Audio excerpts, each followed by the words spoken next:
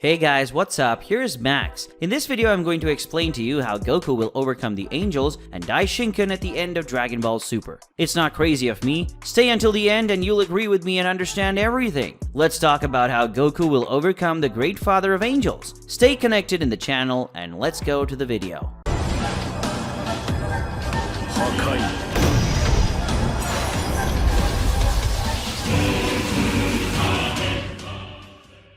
First of all, if you like Dragon Ball, subscribe to the channel, and I'm sure you won't be short of good content about this magnificent franchise. So don't waste time. Give your like in this video and subscribe to the channel. Have you done it? Alright, let's go.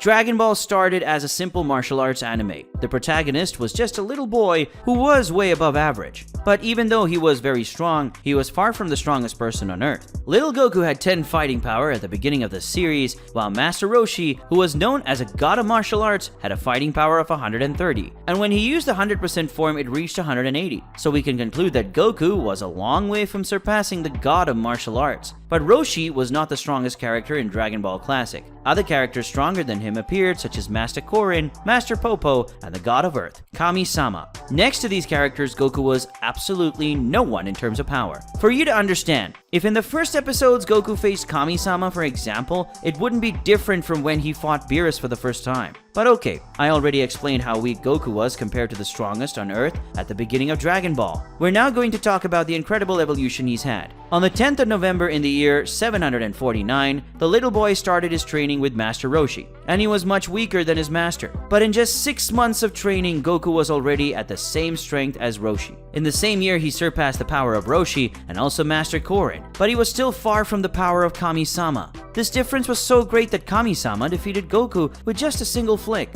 But again, our protagonist managed to overcome his own limits, and in 3 years of training, he not only managed to overcome this difference, but also became much stronger than Kami-sama. And for you to have a little idea, Goku became so powerful that Kami-sama couldn't see his attacks when he was fighting against Piccolo. In short, at the age of 18, Goku had already surpassed the Earth's god of martial arts and the Earth god himself, becoming the strongest man on the planet. In Dragon Ball Z, this was no different. At the beginning of the series, the protagonist had 416 units of fighting power, and the most feared being in the universe, Frieza, had a power of 120 million. That is, Frieza was almost 300,000 times more powerful than Goku. But Goku ended that power difference between them in just a year. I'm not kidding. Raditz arrived on Earth at the beginning of the year 761, and Goku defeated Frieza on November of the following year. In short, Goku overcame a being that was 300,000 times more powerful than him in just 1 year. But the protagonist's evolution didn't end there, and by the end of Dragon Ball Z, he had already become much more powerful than in Frieza's saga. And taking into account the sum of all transformations he achieved, it's no wrong to say that in the Majin Buu saga, he became millions and millions of times more powerful than when he started the anime.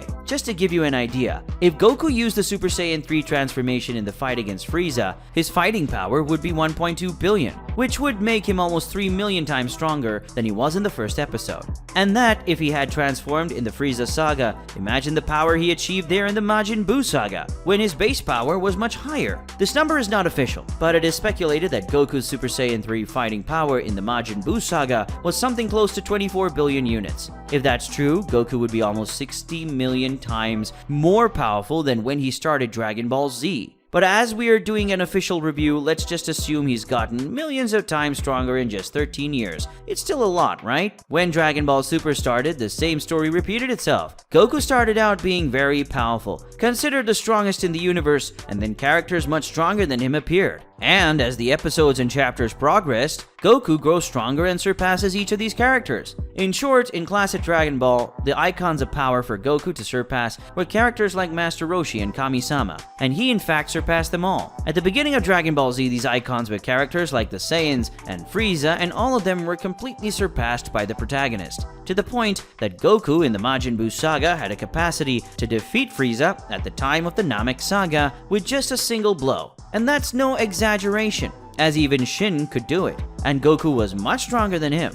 Now in Dragon Ball Super, we have other icons of power, which are the gods of destruction, the angels, the Grand Priest, and Zeno. And if we follow the logic of Dragon Ball entire trajectory so far, it's only a matter of time before that happens. To give you an idea, there is the Beerus arc. Goku was defeated in Super Saiyan 3 with just 2 very simple attacks, and on the same day, he had already reached the Super Saiyan God and increased his power many times, making Beerus have to use a lot more power to beat him. Then he got Super Saiyan Blue, which is the equivalent of Super Saiyan 1 in Divine Transformation. So if the Super Saiyan Blue multiplier is the same as the Super Saiyan, it increases the power of the Super Saiyan God by 50 times. Soon after, Goku was able to use the Kaioken up to 20 times, increased in Super Saiyan Blue form. This means that Goku increased by 1,000 times the power of Super Saiyan God. Afterwards, Goku was still able to master the Ultra Instinct, which is at least tens of times stronger than the Super Saiyan Blue with Kaioken. And in the Granola arc, he's still training to use his Ultra Instinct with other transformations of his. With all this, I think we can safely say that Goku is thousands of times more powerful than when he started Dragon Ball Super.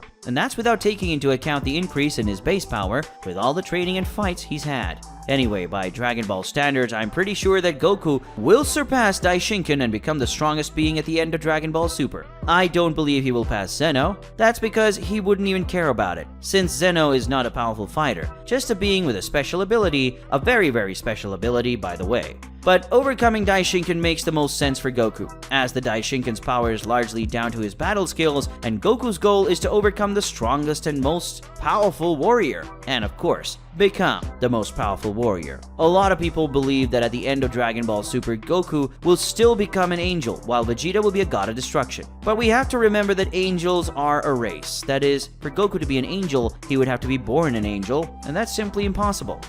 Now I'd like to ask you a question. How long will it take Goku to overcome the Daishinkan? Will he really surpass the Grand Priest? Leave your opinion in the comments and I'll read everything. If you enjoyed this video, don't forget to like and subscribe to the channel and become part of our 100,000 subscribers. Until next time, bye bye.